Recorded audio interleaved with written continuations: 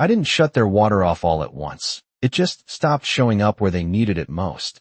At 6:12 a.m., I was standing on the ridge above my south pasture with a cup of black coffee going cold in my hand when the first sprinkler system in Willow Creek Estates sputtered, coughed, and went silent, one by one like someone flipping switches in a house that was never theirs to begin with.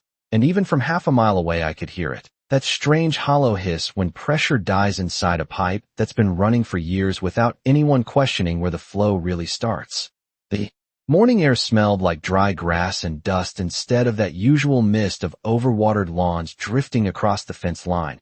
And for the first time since they built that place, the neighborhood looked, still, like something essential had slipped out from under it. You could probably guess what came next, but what they didn't know, what none of them ever bothered to ask, was that every drop they'd been using, every green lawn, every filled pool, every community standard, they enforced like it was law, all of it traced back to a piece of land they tried to find, regulate, and eventually absorb. My land. My name is Ethan Caldwell, and 3 months ago, I bought a 1,000-acre farm on the edge of that HOA. The kind of place that doesn't show up on glossy real estate brochures because it's too quiet, too old, too real for people who prefer matching mailboxes and rules about fence height. The gravel road leading in still crunches the same way it did when my grandfather drove cattle through here in the 70s. And if you stand out by the lower field at dawn, you can hear the ground breathe, slow, steady, alive in a way subdivisions never are. When I signed the papers, the agent talked about acreage, zoning, maybe future development value, but he never mentioned the water, and neither did the HOA when they started sending me letters 2 weeks later, polite at first, then sharper, stamped with that familiar authority tone people use when they think ownership comes from paperwork instead of history. They called it compliance. Said my property needed to align with community infrastructure standards, like I was the one out of place. Like I had moved into their world instead of the other. Way around. I remember the first time I drove past their entrance sign after closing. Fresh paint, stone pillars, the kind of landscaping that smells faintly of fertilizer and control, and thinking how strange it was that something so new could feel so permanent to the people living inside it. How easy it is to forget what came before when everything around you is designed to look finished, but land doesn't forget, and neither does water. And standing there that morning, watching their sprinklers fall quiet, under a sky that hadn't changed at all, I realized something simple and irreversible. This wasn't about neighbors, or rules, or even property lines anymore. This was about something much older, something buried deep under both of us, moving whether they understood it or not. And for the first time since I arrived, I wasn't reacting to them anymore. I was letting the system speak for itself. I was not looking for a fresh start when I bought that land. I was looking for something that still made sense when everything else did not. Because after 15 years working as a water systems engineer, you learn real fast that most people do not understand the things they depend on every single day. They just assume it works. They assume it is always going to be there, and they never ask why. I had spent years designing municipal supply lines, reviewing reservoir capacities, calculating pressure loss across miles of buried pipe, and sitting in rooms where people argued about budgets while entire communities quietly relied on systems older than anyone in that meeting. Systems built by men who understood that water is not something you control, it is something you respect. And when my grandfather passed, this land was the last thing he left behind that still operated on that principle. The first time I walked the property after closing, I did not go to the house. I did not check the fences or the barns. I went straight to the low ridge on the east side where the ground dips just enough to catch runoff. Because I remembered something from when I was a kid, something most people would have missed. A faint concrete lip hidden under decades of dirt and grass. The edge of a reservoir structure that had not been used the way it was designed in over 40 years, and when I brushed the soil back with my boot, I could feel it, that same solid line my grandfather once showed me when I was maybe 10 years old, telling me in that quiet voice of his that everything downstream depends on what happens right here. Back then I did not fully understand what he meant, but I remembered the smell of damp earth, the way the air felt cooler near that spot even in the middle of a Texas summer, and the sound, a low steady hum beneath the ground, like something moving far below the surface, something patient. Now, standing there again as an adult with a career built on understanding systems like this, I started seeing the pieces come together in a way that made my stomach tighten, because this was not just a farm. It was a control point, a natural collection basin feeding into an aquifer line that stretched farther than the property itself. And if you knew how to read the land, if you knew where to look, you could trace that path all the way to the edge of Willow Creek Estates without ever needing to see a single pipe. That was the moment everything shifted for me, because suddenly those letters from the HOA were not just annoying. They were calculated, the kind of pressure you apply when you want access to something you do not officially own. And I started remembering details that did not make sense at the time.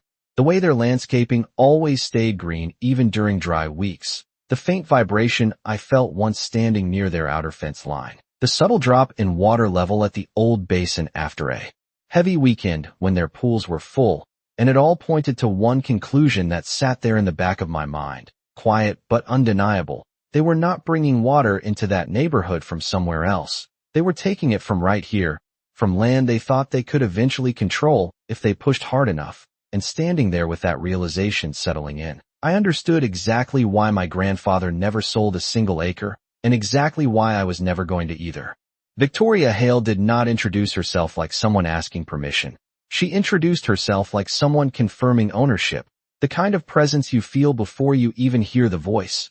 Sharp heels on concrete, the faint scent of expensive perfume cutting through the dry country air, completely out of place against the smell of dust and sunburned grass.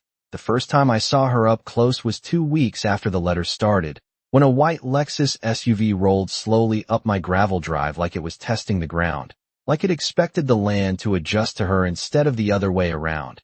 And when she stepped out, everything about her was precise, controlled, calculated down to the way she held her clipboard against her side as if it carried authority instead of paper.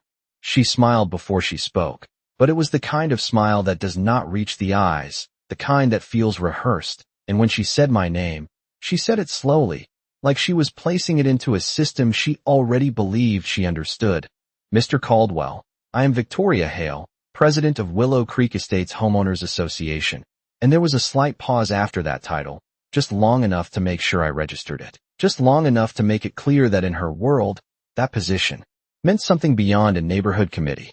I nodded, said nothing at first, because I have learned that people like her will tell you everything you need to know if you give them enough silence to fill, and she did not disappoint. She started talking about community standards, about cohesion, about long-term development plans that would benefit the entire area.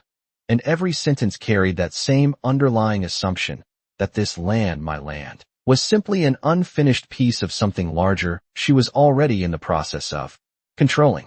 She walked a few steps past me without asking, her heels sinking slightly into the dirt as she looked out over the pasture like she was evaluating square footage instead of history. And then she pointed, not at the house or the barn, but toward the low ridge where the reservoir sat buried beneath years of neglect. And that was the moment my attention sharpened, because out of all the visible things she could have commented on, that was the one place that mattered. We have had some concerns, she said, tapping her pen lightly against the clipboard, about how your property integrates with existing infrastructure. And the way she said infrastructure told me everything I needed to hear, because she was not guessing. She knew something, not everything, but enough to be dangerous. I asked her what exactly she meant, kept my tone even, and she gave me a version of the truth wrapped in language designed to sound official, talking about shared resources, about legacy systems, about how previous landowners had been cooperative with the association's needs. And there it was, the first real crack, because my grandfather was a lot of things, but cooperative with anyone trying to take control of his land was not one of them. She must have seen something shift in my expression because her tone tightened just slightly, the smile becoming thinner, more precise. And then she handed me a document, crisp paper, clean print, full of legal phrasing about compliance requirements and integration agreements. The kind of document that looks legitimate until you actually read what it is trying to do, which in this case was simple. It was an attempt to establish access, to formalize something that had likely never been formal in the first place. I took the paper, felt the weight of it between my fingers, and for a brief moment neither of us said anything. Just the sound of wind moving through the dry grass and the faint ticking of her car engine cooling behind us. And in that silence, I realized something important. This was not a first move. This was a follow-up, the continuation of something that had already been happening long before I ever signed those closing papers. And standing there with Victoria Hale watching me like she was, waiting for a predictable response, I understood exactly what kind of game she thought she was playing, and more importantly, I understood that she had no idea how much of it had already been decided before she ever stepped onto my land. The next move did not come with a warning. It came with the sound of engines at dawn, low and steady, the kind of diesel rumble that does not belong on private land unless someone thinks they have a reason to be there. And when I stepped out onto the porch with that same cup of coffee from the day before, the air already carried the sharp metallic scent of fresh excavation, that distinct mix of disturbed soil and heated equipment that tells you something permanent is being altered down near the eastern boundary, just past the old fence line where the grass grows thinner and the ground dips toward the basin. I could see them, 3 trucks, a compact excavator, and a crew already halfway into a trench that cut clean across my property like a line drawn without permission, like a decision made without asking. I did not rush down there. I walked, slow and steady, boots pressing into dirt that had not been touched like this in decades. And with every step the details became clearer, the width of the trench, the depth, the angle, all of it too precise to be random, too deliberate to be a mistake. And when I got close enough to hear them talking, I caught fragments, pressure line, connection point, schedule, words that confirmed what I already suspected. This was not exploratory work. This was installation. The foreman noticed me before anyone else did, his posture shifting just slightly, not nervous, but aware, like someone who knows they are operating in a gray area and hopes confidence will carry them through it. And when I asked him who authorized the work, he did not hesitate.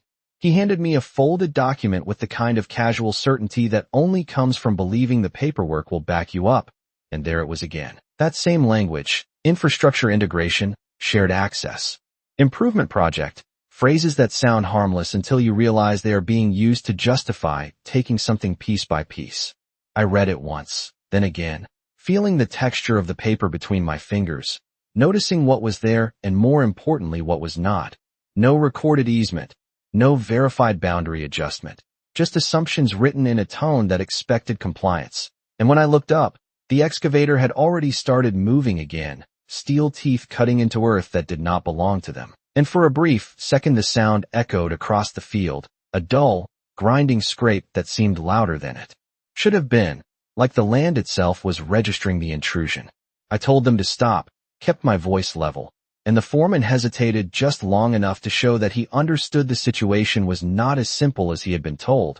But then he gestured toward the document again, like it settled everything, like authority printed on paper outweighed ownership written into the ground itself. That was when I saw it, not in the trench, not in the equipment, but in the pattern, the direction they were digging, the exact path that would connect their system directly into the old basin, bypassing any visible access points, creating a line that could operate quietly, continuously, unnoticed by anyone who did not know where to look. And suddenly, all those small inconsistencies I had been noticing over the past weeks locked into place with a clarity that made everything feel sharper, colder. I did not argue further. I did not raise my voice. I just folded the document, handed it back, and stepped aside, letting them continue exactly what they were doing, because in that moment I understood something they did not. They thought they were gaining access, but what they were really doing was revealing the full extent of a system they had been using without understanding. And as the trench deepened and the pipe sections were laid into place, fitting together with that hollow metallic click that carries farther than you expect, I realized this was no longer just a conflict over land. This was a system being exposed piece by piece. And once you see a system clearly, you also see exactly how to control it. I thought stopping them would be simple at first, just a matter of pointing out the obvious, drawing a line where it already existed and expecting that to be enough. Because in every system I had worked on, once you identify a boundary clearly, people tend to respect it, or at least adjust their behavior to avoid crossing it. But this was not a system built on clarity. This was a system built on assumption. An assumption is a lot harder to break than a rule. That afternoon I drove into town, the heat rising off the asphalt in waves, and sat across from a local attorney whose office smelled faintly of old paper and stale coffee. The kind of place where land disputes get reduced to lines on a map and signatures on a page. And I laid everything out. The trench, the document, the pattern I was seeing beneath it all, expecting that once it was translated into legal language, it would carry the same weight it did in my head. He listened, nodded, flipped through county records on his computer with the steady rhythm of someone who has done this 1,000 times. And then he leaned back and gave me an answer that felt thinner than it should have been. Something about unclear easements, about historical usage, about how these situations can become complicated when infrastructure has been informally shared over time. And that word, shared, stuck with me because there is a difference between sharing and taking, and I knew which one this was. He told me I could file an injunction, that we could challenge the construction, but it would take time, weeks at best, months if they pushed back.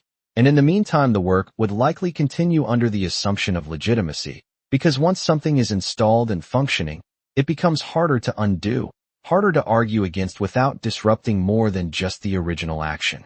I walked out of that office with a folder full of printed documents that felt heavier than they should have, not because of what they contained, but because of what they did not. Immediate control, immediate clarity, immediate resolution. All the things people expect when they believe the system is designed to protect them in real time. And as I drove back toward the farm, the late afternoon sun stretching shadows across the fields, I could already see the next phase unfolding without me. Needing to be there, the trench getting deeper, the pipe being laid, the connection being finalized under the quiet confidence that no one was going to stop them fast enough to matter. When I pulled back onto my property, the smell hit me first. That same mix of cut earth and machine heat, stronger now, more settled, like the land had already begun to adjust to the change whether it wanted to or not. And as I walked back out to the edge of the excavation, the crew was finishing up, the pipe sections disappearing beneath the surface, covered over in layers that would soon look like nothing had ever been disturbed, like it had always been that way. The foreman glanced at me, gave a small nod that carried a strange mix of acknowledgment and dismissal.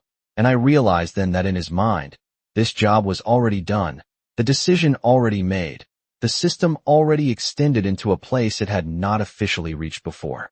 I stood there for a long moment after they left, listening to the quiet return as the engines faded and the field settled back into stillness, and I felt something shift, not frustration, not even anger, but a kind of clarity that only comes when the first attempt fails, and you finally see the situation for what it really is.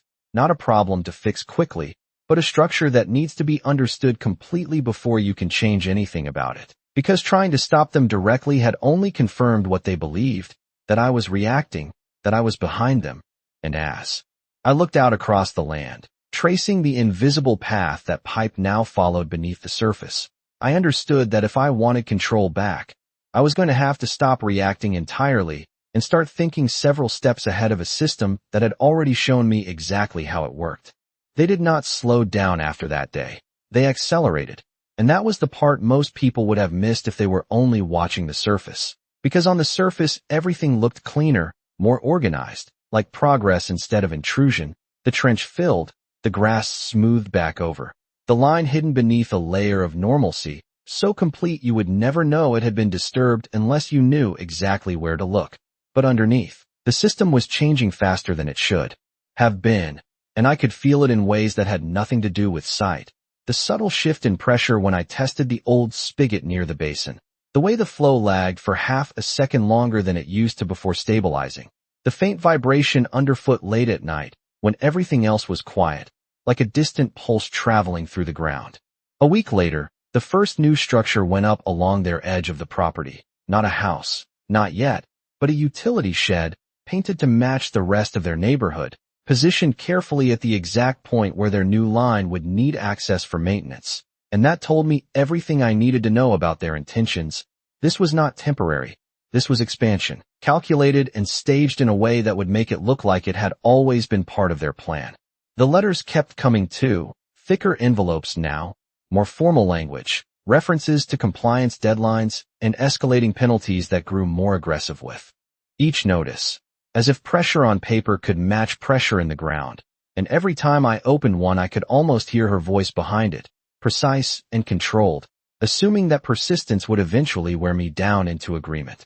But what changed for me was not the letters. It was the pattern I started tracking, small details at first, water trucks entering the subdivision less frequently than they should have for a development that size, landscaping crews operating on schedules that suggested unlimited supply, the absence of any visible municipal connection point strong enough to sustain what they were using. And when I overlaid all of that with what I knew about the aquifer beneath my land, the conclusion became impossible to ignore. They were not supplementing their system with outside sources anymore. They were leaning fully into what they had tapped into here. I began walking the property at different times of day, early morning, late evening, even after midnight when the air cooled and sound carried farther, mapping the system not on paper but in my head, tracing the invisible flow from the basin through the buried line and out toward their development. And the more I followed it, the clearer it became that this was no longer just about access. They were building dependence, increasing their demand step by step until reversing it would feel unthinkable. That was the real strategy, not taking something all at once, but making it so essential that no one would question where it came from. And standing there one night with the stars stretched wide over land that had not changed in decades, I could feel the difference between what was natural and what had been introduced, the steady, patient movement of water beneath the surface and the artificial draw pulling it away faster than it should have been. And in that contrast, I saw exactly what they were counting on, that I would continue reacting, continue trying to stop individual actions instead of understanding the full system they were building around me. That was when the shift finally settled in completely, not just in thought, but in approach. Because once you see a system clearly, once you understand not just what it is doing but where it is going, you stop trying to interrupt it, and you start letting it reach the point where it cannot function without you. And as I stood there listening to that faint, steady movement beneath the ground, I realized they were getting closer to that point every single day, and they still had no idea what would happen when they got there. The first real crack did not come from anything they said or built. It came from something they overlooked, something small enough to ignore unless you knew how to listen for it. And for me, it started with a sound that did not belong. A faint metallic tick coming from the old valve housing near the basin, a place no one had touched in decades, a place most people would walk past without even realizing it existed. I had gone out there just before sunrise, the air cool and still, the kind of quiet that lets even the smallest mechanical noise travel farther than it should. And as I stood there with my hand resting against the weathered concrete, I felt it. Not movement exactly, but pressure shifting, subtle and irregular, like the system was adjusting to something new that it had not been designed to handle. That was when I decided to stop observing from the surface and start digging into the past. Because systems like this do not appear overnight. They evolve. And if you want to understand where they are going, you have to understand where they started. The county records office sat on the edge of town, a low building that smelled like dust and paper and time. The kind of place where history is not displayed, it is stacked, filed, and forgotten until someone has a reason to go looking for it. And I spent hours there, flipping through old plats, permits, handwritten notes from decades ago when regulations were simpler, but documentation was more honest. At first it looked like what the attorney had described, scattered references to shared usage, informal agreements, nothing strong enough on its own to draw a clear line. But then I found it, not in a highlighted section or an official summary, but buried in the margins of a 1972 survey map, a note written in a tight, precise hand that matched my grandfather's signature on other documents. A single line that changed everything. All water capture and distribution rights retained exclusively by Caldwell property. I read it twice, then again, feeling that same tightening in my chest I had felt on the ridge, because this was not ambiguous. This was not open to interpretation. This was clear, intentional, and recorded at a time when the system was first established, which meant everything that had come after it, every pipe, every connection, every assumption of shared access, was built on top of something that had never actually been given away. I made copies, took photos, traced the lines of the original map with my finger, following the contours of the land as they were drawn before the subdivision even existed. And what stood out more than anything was how deliberate it all was. The way the basin fed into a controlled distribution point. The way the flow could be directed or restricted depending on need. And right there, just off the main line, was something I had almost forgotten until that moment. A bypass valve, marked but never emphasized, a component designed not for everyday use but for control, the kind of feature you only include if you expect to need absolute authority over the system at some point. When I stepped back outside, the late morning sun already warming the pavement, the world felt different, not because anything had changed physically, but because I now understood the structure beneath it with complete clarity, and for the first time since this started, I was not trying to piece together fragments anymore.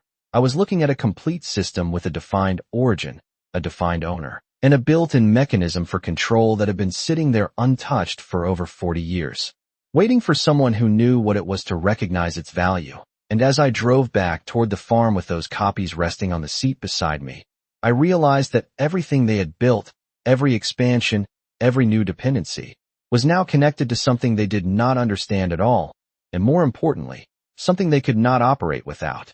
I did not go back to the attorney right away, because at that point I was not looking for interpretation anymore.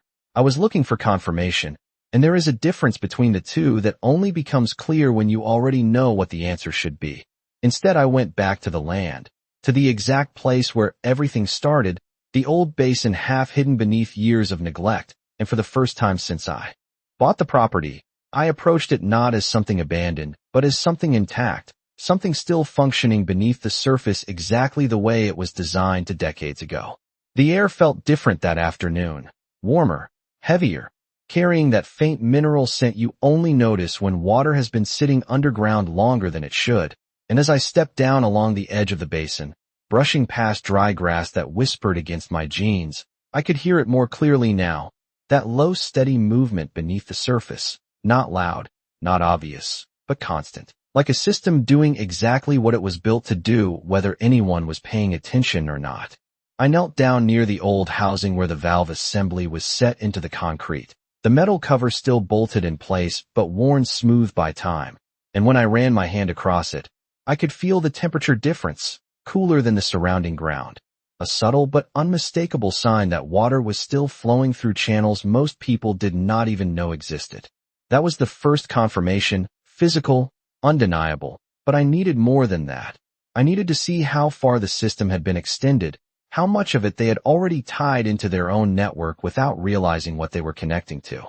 I followed the line mentally first, tracing the direction from the basin toward the trench they had dug, then walked it slowly, step by step, stopping every few yards to listen, to feel, to pick up on the small details that only show up when you are not rushing. The slight dip in the ground where the soil had settled differently, the faint change in texture where fresh fill met older earth, the almost invisible seam where their work blended into mine. When I reached the edge of their property, the difference became sharper, not in the land itself, but in the activity, the constant hum of usage, sprinklers cycling, pumps engaging, a steady demand pulling from a source they had never bothered to locate, and standing there with the late afternoon sun stretching long shadows across both sides of the boundary, I could finally see the full picture without needing a map, without needing another document to confirm it. They were not just connected to my system, they were dependent on it in a way that had already gone too far to reverse easily, and every additional house, every additional lawn, every additional gallon of water they used was tightening that dependency further. I walked back toward the basin as the light started to fade, the sky shifting into that deep orange that makes everything look quieter than it really is. And when I reached the valve housing again, I crouched down and brushed away a thin layer of dirt along the edge, revealing the original markings etched into the metal decades ago. Simple, functional, unmistakable, control points, directional indicators, and right there, just as the old map had shown, the bypass mechanism, untouched and used. Waiting. I did not open it. Not yet. I just rested my hand against it and felt the faint vibration of water moving through a system that had been taken for granted for far too long. And in that moment, I understood something with absolute certainty. This was not about proving ownership anymore. This was about timing, because once you have confirmation, once you know exactly where the control lies, the only thing that matters is choosing when to use it. And as I stood up and looked out across the land, listening to that quiet, steady flow beneath everything, I knew they were getting closer to the point where that choice would matter more than anything else. I did not bring in just anyone after that, because once you understand where control actually sits, You also understand how easily the wrong person can complicate it. So I chose carefully, not for authority, but for experience, the kind that comes from working with systems long before they were buried under layers of assumptions. His name was Robert Bob Kessler, retired Army Corps of Engineers, the same division that had consulted on projects like this decades ago. And when I called him, I did not start with the problem. I started with the land, the basin, the year it was built, and there was a pause on the other end of the line that told me he already understood more than I had said. He arrived 2 days later in a weathered pickup that sounded like it had earned every mile, stepping out slow, taking in the property with the kind of quiet attention you only get from someone who has spent a lifetime reading terrain instead of documents. And the first thing he did was not ask questions. He walked straight toward the basin, boots pressing into the dirt with a steady rhythm that matched my own from days before. I followed a few steps behind, letting him take the lead, and when we reached the old valve housing, he crouched down without hesitation, brushing his hand across the metal like he was greeting something familiar. Then he tapped it lightly, once, twice, listening to the echo in a way that felt almost instinctive. They tied into it, did they not? He said, not looking up, not asking, just stating it like a fact that had already been confirmed, and I nodded, because there was no point explaining what he already knew how to see. We spent the next few hours walking the line, from the basin to the edge of the property, then along the boundary where their system took over, and with each step he pointed out details I had already noticed but had not fully articulated: pressure inconsistencies, subtle grading changes, the way the soil had settled differently along the trench. And every time he spoke it was with that same calm certainty that comes from understanding not just how something works, but how it was meant to work, before anyone altered it. When we reached the point where their new structure stood, that clean-painted utility shed sitting like it belonged there, he stopped and looked at it for a long moment, then turned back toward the land, tracing the invisible path with his eyes before speaking again. They are not supplementing anything, he said quietly. They are drawing direct, and they are increasing load faster than the system was designed to handle long-term, without proper management. That word, management, carried more weight than anything the attorney had said, because it was not about legality, it was about function, and function does not care what paperwork says if the system itself cannot support what is being asked of it. We walked back toward the basin as the sun started to drop, the air cooling just enough to carry sound again. And when we reached the valve housing, he placed his hand on it the same way I had the day before, holding it there for a few seconds before nodding slightly, like he was confirming something internal, something measured through experience rather than tools. You have full control here, he said finally, standing up and brushing the dust from his hands. They built their demand on top of your supply, and they did it without understanding where the limit is. I asked him how long before that limit became a problem, and he looked out across the land, then toward the distant line of rooftops beyond the boundary, calculating in a way that did not require numbers, just observation. And when he answered, his voice was steady, almost matter of fact. They are already past the point where they can walk this back without consequences. That was the moment the situation shifted from possibility to certainty, because it was no longer just my assessment. It was confirmation from someone who had built and managed systems like this at scale. And as we stood there in the fading light, the quiet hum of water moving beneath us, I realized that everything they had done up to this point had locked them into a position they did not even recognize yet. And for the first time since this started, I was not just ahead of them, I was waiting for them to reach the point where there was no easy way out. After Bob left, the land felt quieter, not because anything had changed physically, but because I was no longer trying to figure out what was happening. I already knew. And that kind of certainty changes the way you move through a place. The next few days I did not confront anyone. I did not respond to the latest letter sitting unopened on my kitchen table. I simply watched, tracked, and let the system continue exactly the way they had designed it. Because now I understood that every additional demand they placed on it was another step deeper into dependence. The weather shifted that week, the kind of early summer heat that settles in fast and stays, drying out the surface while everything underneath works harder to keep up. And I could see it in the way their subdivision responded, sprinklers running longer, pools being topped off more frequently, landscaping crews moving through in tight schedules that left no room for interruption. all of it pulling from the same source without a single visible adjustment on their side to account for the increased load. I started marking times, not on paper, but mentally, early morning cycles, midday peaks, late evening draws, patterns that repeated with just enough variation to show where demand was rising. And each day that pattern became more predictable, more consistent, until it reached a point where I could stand at the edge of my property, close my eyes, and know exactly when the system was under its heaviest strain just by the way the ground felt beneath my boots. One evening, just before sunset, I walked back to the basin, the air thick with that dry heat that lingers even as the light fades, and I stood there for a long moment listening, not for anything new, but for confirmation that everything was still moving the way it had been building toward, and it was steady, constant, stretched just far enough that it could not be reduced without affecting everything connected to it.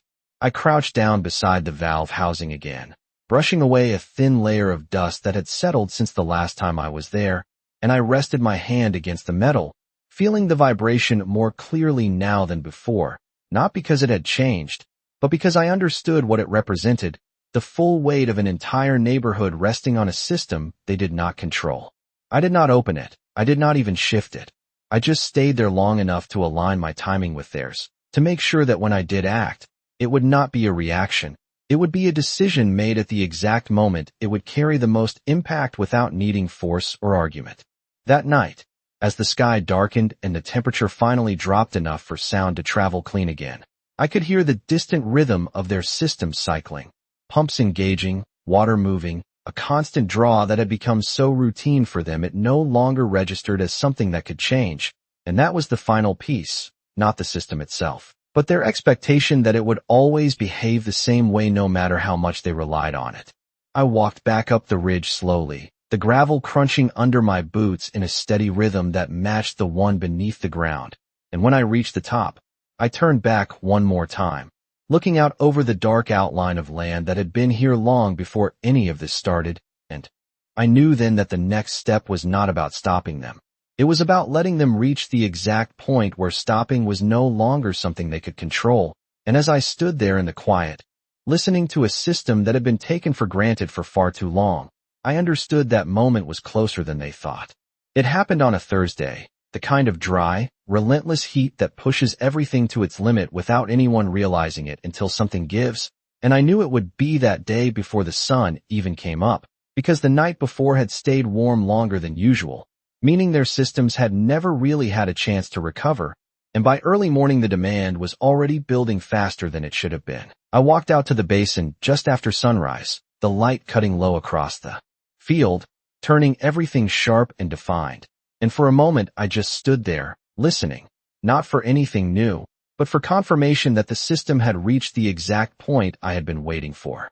The vibration beneath the ground was steady but strained, a subtle difference that only shows up when you know what normal feels like, and I could sense the pull from their side stronger than I had felt it before, like a constant draw that had finally outpaced the balance the system was designed to maintain. I crouched down beside the valve housing, brushing away the thin layer of dust that had settled overnight, exposing the metal beneath, worn but intact, unchanged by everything happening above it, and I placed my hand against it one more time, feeling that same steady movement, that same quiet pressure that had been there all along. Only now it carried the weight of an entire neighborhood leaning on it without understanding what it depended on. I did not rush. I did not hesitate. I just reached for the bypass control and adjusted it with a slow, deliberate motion, the kind that does not create noise or drama, just a shift, a redirection that the system itself recognizes before anyone else does. There was no immediate reaction, no sudden change, just a subtle realignment, a slight drop in the pull I could feel beneath my hand, and then I stepped back, letting the system continue on its own terms. I walked up the ridge again, the gravel crunching under my boots in a steady rhythm, and from that higher ground I watched as the first signs began to appear, not dramatic, not obvious, just small interruptions, a sprinkler that failed to start on schedule, a faint delay in the mist that usually drifted over their lawns at this hour, the kind of things most people would ignore at first, assuming it was temporary, assuming it would correct itself. But systems do not correct themselves when the source has changed, they adjust, and those adjustments ripple outward in ways that cannot be hidden for long.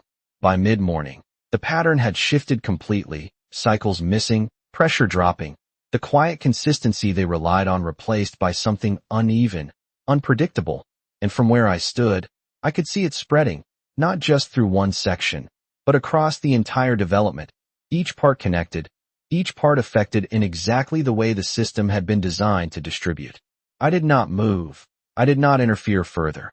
I simply watched as the realization began to take shape on their side, not all at once, but piece by piece, as more and more of their routines failed to behave the way they expected, and for the first time since this started, the imbalance was no longer hidden beneath the surface. It was visible, undeniable, and completely out of their control. And standing there with the sun climbing higher and the land stretching out quiet and unchanged around me, I understood that everything had shifted, not because I forced it, but because I allowed the system to reveal itself at the exact moment it could no longer be ignored. By noon, the silence had changed character, not empty, but tense, like something trying to correct itself and failing, and you could feel it even from a distance. The way routine had broken down into hesitation, sprinklers starting late or not at all, hoses left running longer than usual as people tried to compensate for pressure that never fully returned, and beneath all of it, that steady pull still existed. But now it was uneven, disrupted, no longer the reliable flow they had built there. Lives around. I stayed on my side of the ridge, watching without stepping closer, because this part did not require interference, it required patience, and patience is something most systems are not designed to handle once they begin to fail. Around early afternoon, the first truck came, a water delivery, slow and out of place against the clean lines of their neighborhood, followed by another an hour later, and then another, each one a temporary solution to something that had already shifted beyond temporary fixes, and even from where I stood, I could see the pattern forming. Short-term responses layered over a long-term problem they still had not identified correctly. It was not until late afternoon that she returned, the same white Lexus moving faster this time, gravel scattering as it turned off the main road and onto the access point near the boundary. And when Victoria stepped out, the precision was still there, but something underneath it had changed, a tension in the way she held herself, a sharpness in her movements that was no longer controlled. And when she looked out across the land toward the ridge, she was not surveying it anymore. She was searching. I walked down to meet her halfway, not rushed, not slow, just steady. And for a moment neither of us spoke, the air between us carrying that dry heat mixed with something else now, uncertainty. She held a folder this time, thicker than before, documents pressed tight in her grip, and when she finally spoke, the tone was different, less rehearsed, more direct, asking about pressure inconsistencies, about system disruptions, about whether I had made any changes to the land that could affect shared infrastructure. And that word again, shared. But now it sounded less like an assumption and more like a question she was not entirely sure how to ask. I listened, let her finish, and then I reached into my own folder, the copies I had made days earlier, the original map, the recorded note, the line that had been there long before any of this started, and I handed it to her without explanation. She read it once, then again, her eyes moving slower the second time, the confidence in her posture shifting almost imperceptibly as the meaning settled in, not all at once, but enough to change the way she was standing there. The wind picked up slightly, carrying dust across the boundary between us, and for a brief moment the only sound was the faint rustle of paper in her hands, and then she looked up, not with the same certainty she had arrived with weeks ago, but with the first real understanding that the system she thought she was managing extended beyond anything she controlled. I did not raise my voice. I did not explain further. I simply let the information sit where it belonged, between us, clear and unambiguous. And as the late afternoon light stretched across the field, turning everything gold and still, I realized that this was the moment everything shifted on their side, not because of what I had done that morning, but because they were finally seeing what had been there the entire time. And once a system is understood at that level, there is no going back to the assumptions that built it in the first place. The next morning felt different before anything even happened, the kind of quiet that is not empty but resolved, like a system that has finally settled into its true shape after being pushed too far in the wrong direction. And as I stepped out onto the ridge again, coffee in hand. The air carried that same dry warmth, but without the tension from the day before, just a steady stillness that matched the land beneath it. Down below, Willow Creek Estates looked the same at first glance. Clean lines, trimmed lawns, everything in place the way it had always been. But if you watched long enough, if you paid attention to the details instead of the surface, you could see the difference. The sprinklers were running again, but shorter cycles, staggered, cautious, the kind of adjustment that comes after something breaks and you are not sure how far you can push it again. The trucks were gone, the constant movement replaced by something more measured, more aware, and even from this distance I could tell they were operating differently now, not out of control, but no longer assuming control either.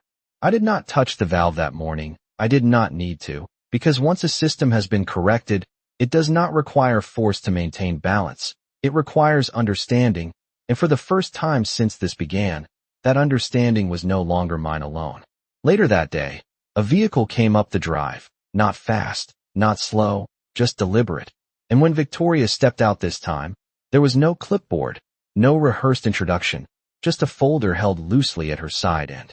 A posture that had shifted from authority to something closer to acknowledgment. We stood facing each other again in the same place, the same stretch of land that had not changed at all through any of this.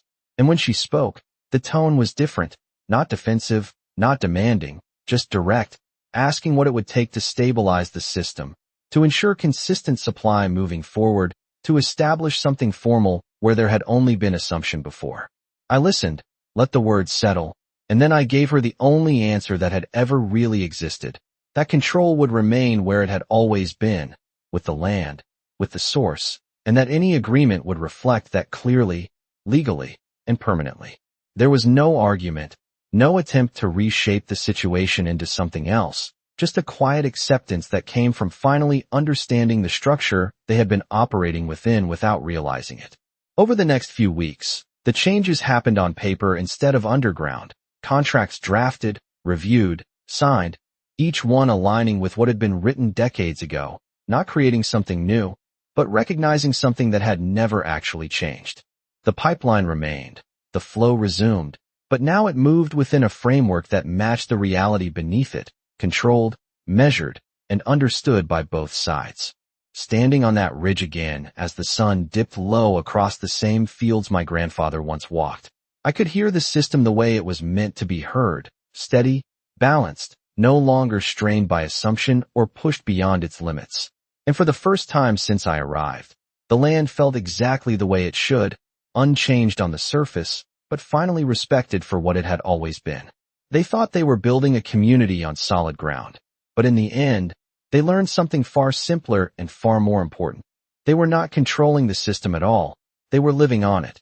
And now they knew exactly whose land made that possible.